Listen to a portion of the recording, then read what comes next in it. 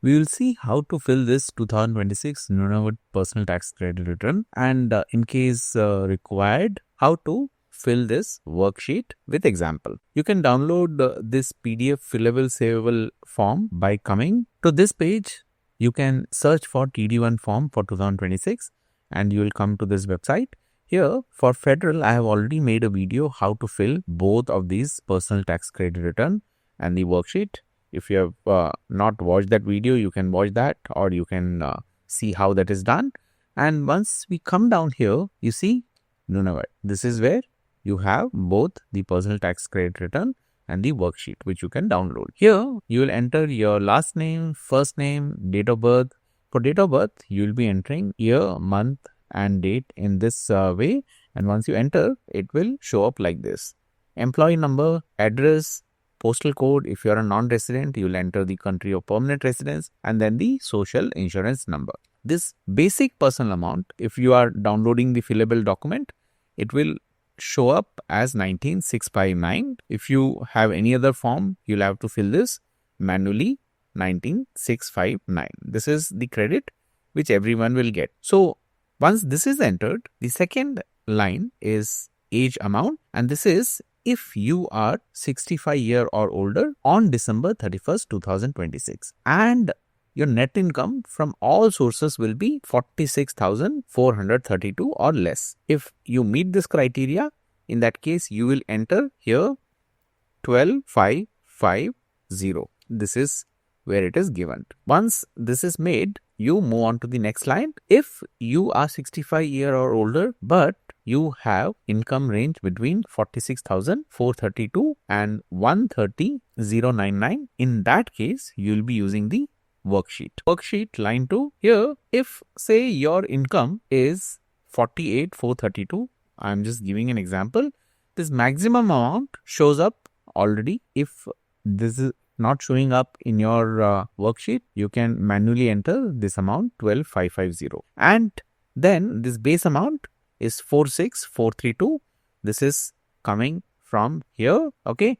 And once you minus your estimated net income from the base amount, this is the total which comes. And if it is negative, you will enter 0. Here it is positive 2,000 and positive 2,000, 15% is $300. So this $300 is getting subtracted by 12,550, which gives 12,250. This is the number which goes here. Instead of 12,550, it will be 12,250. So whatever the total comes, you will be entering that. And if the net income is more than 130,099, in that case, you will be entering 0.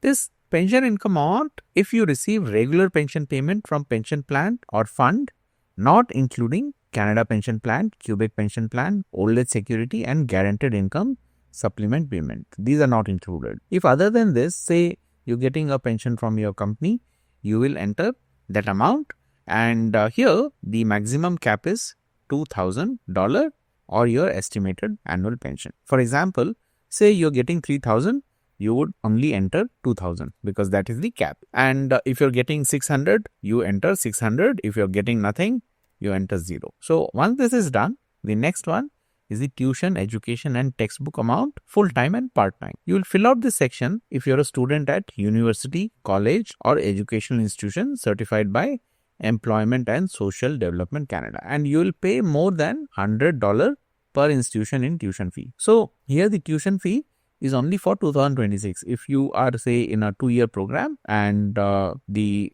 tuition fee is spread over 2 years, you will only enter what you're paying for 2026. For example, you're paying $400. So that $400 plus the amount from following condition that applies to you. $400 for each month you will be full-time student. If you are full-time student for say 3 months, so it will be 3 into 400, 1,200 plus $400 tuition fee, which becomes 1,600. If you are a part-time student with mental or physical disability, in that case, you will enter for each month $400 and whatever amount you get, you will make an entry. And if you are part-time student who does not have any mental or physical disability, in that case, you will multiply number of months by this $120.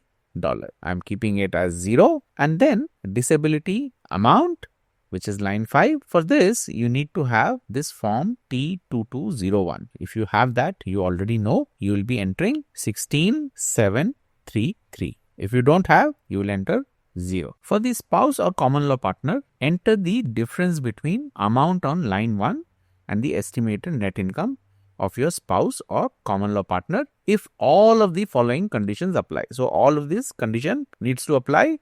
You are supporting your spouse or common law partner. Your spouse or common law partner lives with you. Your spouse or common law partner's net income for that year will be less than the amount in line 1. So, this line 1 amount, what you see here, 19,659. If your spouse or common law partner's amount is less than that, whatever the amount is, that will get minus from 19,659 and you will enter the difference of amount. Say your spouse has income of 14,659. So you will minus that and you will get $5,000 which will be entered here. And if it is more than 19,659, you will make an entry as 0. For line 7, amount for eligible dependent, you will enter 19,659 here, 19,659 in case you meet all of the following conditions, that are you do not have a spouse or common law partner,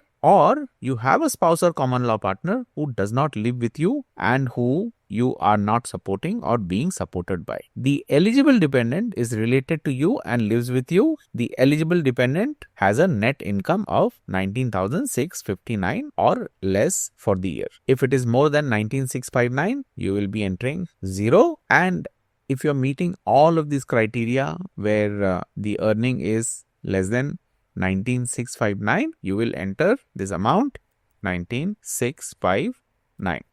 If not, enter 0. For line 8, caregiver amount, you will enter 6032 if you are taking care of dependent and all of the following condition apply. The dependent is your or your spouse or common law partner's parent or grandparent age 65 year or older, or an infirm relative age 18 year or older. The dependent is related to you and lives with you. The dependent lives with you and has a net income of 20,601 or less. This has to be less than this for the entire year. If that is the case, you will enter 6032. If not, you will use the worksheet. If it is between 20,601 and 26,633, say the dependent has an income of 22,633, which is more than 20,601 and less than 26,633. Now, this base amount 26,633 minus this amount gives a difference. Here in my example, $4,000. Now, here in this line, you will check entry at line 7. Here in my case,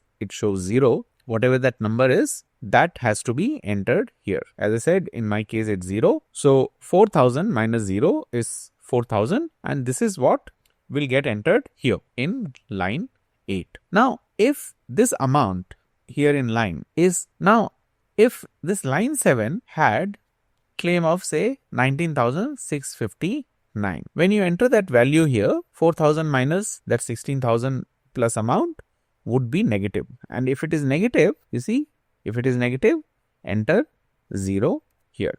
That's how this calculation will work. And then you will enter 0 here. Line 9, amount for infirm dependent age 18 year or older, enter 6032 if you are supporting an infirm dependent and all of the following condition apply. The dependent lives in Canada and is related to you or your spouse or common law partner. The dependent is 18 year or older and dependent has a net income of 8,559 or less for that year. This has to be less than this. If that is the case, enter 6032. In case dependent has net income of 8,559 and up to 14,591, you will use the worksheet. And if it is beyond 14,591, in that case, you will enter here 0. For the worksheet, consider the dependent has a income of 10,599. That entry will be made and then difference between 14,591, which is the higher threshold here, which you can see, minus dependent's income will give you a total income here. Now from line 7, whatever the entry is from here, in my case it shows 0. If it is 19659, you will enter that here in the worksheet. Here I have entered 0. Whatever that is, you will enter that.